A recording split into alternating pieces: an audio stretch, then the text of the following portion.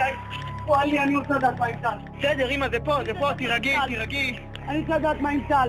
תירגעי, אמא, זה פה, זה קרוב, זה לא נו. הנה. אמא, תחנה מרכזית, תירגעי, הכל בסדר. משהו נפרץ בביטחון האישי. משהו נפרץ בתחושה של הכוחניות ושאתה הכל יכול. פתאום זה מתגמד במצבים כאלה. לא יעזור לנו הצבא הכי חזק בעולם במצבים האלה. הצבא יכול להיות באמת הכי חזק בעולם, ויכולים לשים כל מיני כיפות מגן מעל כל האזורים שטילים לא ייפלו עליהם. האזרח, מה שהוא צריך באותו רגע, הוא צריך את ההגנה הנפשית. אשדוד ספגה כמה מטחי רקטות בצהריים. באר שבע שספגה היום מטח רקטות. לתושבי נהריה, לפחות לאלה שנשארו בה, לא היה זמן להתרגל למציאות החדשה. הגילוי הצורב שהמושג חוסן אזרחי התרוקן מתוכן, שתהליכי ההפרטה והפירוק לא נעלמים בשעת חירום, הביא קבוצת אזרחים להתנדב ולהקים את מרכז חוסן. הם זיהו את הפירוק החברתי כאיום הממשי, ובנו מודל שיקום לקשר שבין מדינה, חברה ואזרחיה. קודם כל שואלים מה התפרק. מסתכלים על העיר שדרות, בתקופה של 10 שנים, יש שם פחות מ-20 הרוגים. אבל העיר או העיירה בטראומה. זה פעם שנייה נפלתי בחסם. זה בתוך חודשיים פעמיים נפל לידי. כשישבנו בסלון והיו אזעקות, אז בכיתי לאמא שלי ואמרתי לה, אם יהיה בלילה אני לא מצליחה להתעורר ואני לא אשמע בכלל את האזעקות ובכיתי עד שהכיתי.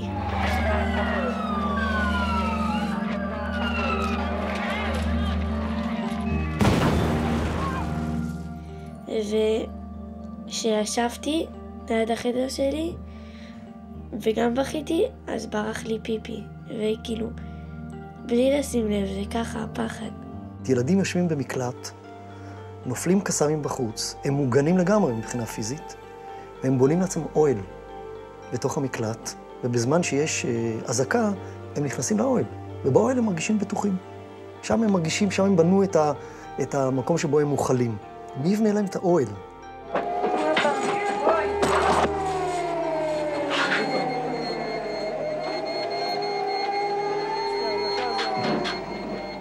אני הולך למקלט. אני לא רוצה. אסור לצאת מהבית. נכון שמבוגרים צריכים להקרין יותר ביטחון ויותר לתת מין הגנה לסביבה שלך, במיוחד למשפחה שלך, אבל באיזשהו מקום גם אתה איכשהו נופל. זאת אומרת, אתה מנסה להרים את עצמך ולהרים, אבל באיזשהו מקום אתה מרגיש כמו חפיסת קלפים שנופלת.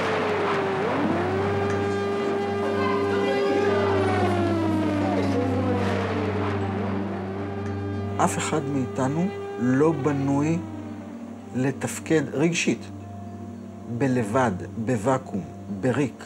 לא היה לנו לאן לפנות, לא היה לנו למי לפנות. אני מעבר לזה ניהלתי קייטנה של בית הספר. מה צריך לעשות עם הקייטנה? לפרק אותה?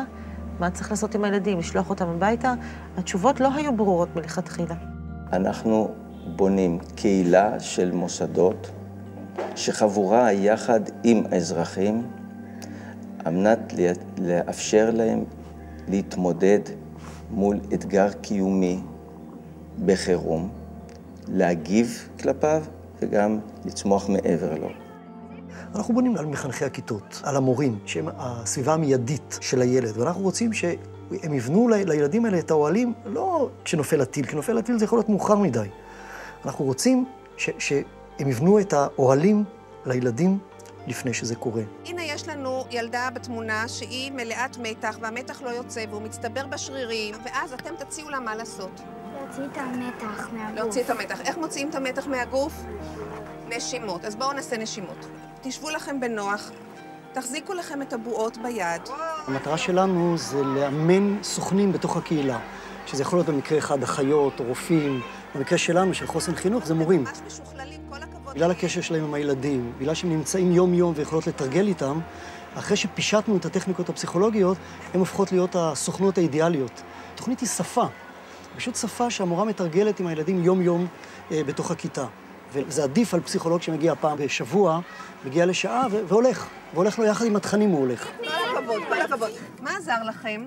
כשמנפחים, אז צריך גם מחשבות חיוביות. כאילו, אפשר להכניס לתוכה את כל הרגשות הרעים ולפוצץ אותה. ראינו את הילדים שמתפרקים, את המבוגרים שמתפרקים, את הבהלה מצד אחד, ומצד שני ראינו מה המשמעות של איש ששייך לממסד, עובד סוציאלי, פסיכולוג, מורה, שנכנסים פתאום למרחב המבוהל הזה, ויודעים להתמודד. ויודעים איך לעזור לאנשים להתמודד. איזו השפעה עצומה הייתה לזה. חזק, חזק, חזק, חזק, חזק. ונערים את הידיים.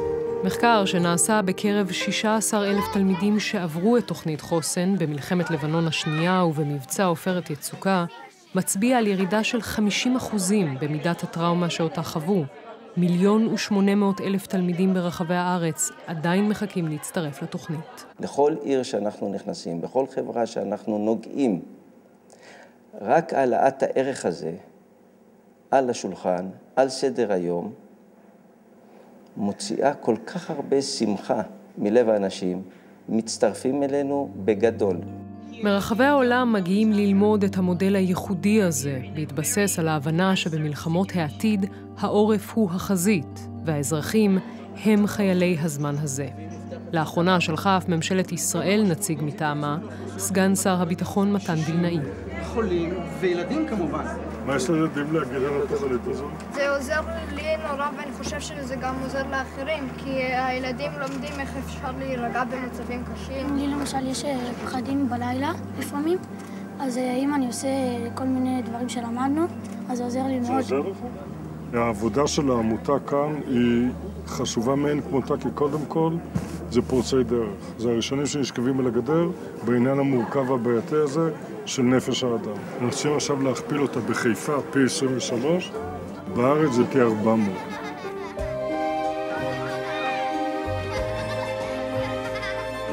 לפני חוסן לא ידעתי איך להתמודד עם כל המצב, לא ידעתי שיש אזעקה, מה לעשות, אני בלחץ, איך אני נושם, אני יכולה להירגע יותר, אני לא ידעתי איך לעשות את זה. ועכשיו שלמדתי את התוכנית חוסן, יכלתי להיות יותר רגועה, יותר שלווה, אוקיי, יש אזעקה, הכל בסדר, נשום עמוק, נכנסים למקלט, וזהו, אנחנו בטוחים. למרבה ההפתעה החיובית, ראינו שהילדים עצמם, שהם כאילו אמורים להיות המטופל האחרון שלנו, הקליינט האחרון שלנו, הם לא היו הקליינט האחרון, הם באו הביתה והם עזרו להורים שלהם. כי משאלים הם מאוד מאוד לחוצה, אז לא להילחץ, להיות רגועים. אם אנחנו מגיעים נגיד לכל הילדים של עיר, אנחנו מגיעים לכל המשפחות של העיר. בין סוכני הקהילה, מורים, עובדים סוציאליים, אחיות ורופאים, פזורים גם אנשי המקצוע של חוסן כדי לטפל במקרים חריגים. כך, בעופרת יצוקה הוזעק דוקטור זאב וינר לחלץ את לורן, שלא הצליחה לצאת מהמקלט במשך שבועות ארוכים. איפה המקום הבטוח? בואי נסתכל מסביב, איפה המקום בטוח? פה! פה אנחנו במקום הבטוח, תראי איזה קיר, תסתכלי, תראי איזה אופן. את חושבת שמשהו שעשיתי עזר לך ביותר? מה שאמרת, שאין לי ממה לדאוג, ושהמלחמה תיגמר. אבל אני חושב גם שבכל הטיול הזה שלנו את ניצחת משהו, את יודעת מה? את הפחד. את באמת ניצחת את הפחד. אם תשאלי אותי מהו חוסן, קודם כל חוסן הוא חוסן רוחני, שהוא מבוסס על ערכים. ועל הערך הזה ניתן לבנות. ויש לנו המון אהבה אחד לשני. אז מה קרה אחרי שהלכתי? לא חשבתי על האזעקות ועל המלחמה. חשבתי רק על מה שאחר כך אני אעשה. כאילו, במה אני אשחק ואיך אני ארקוד ועל דברים אחרים.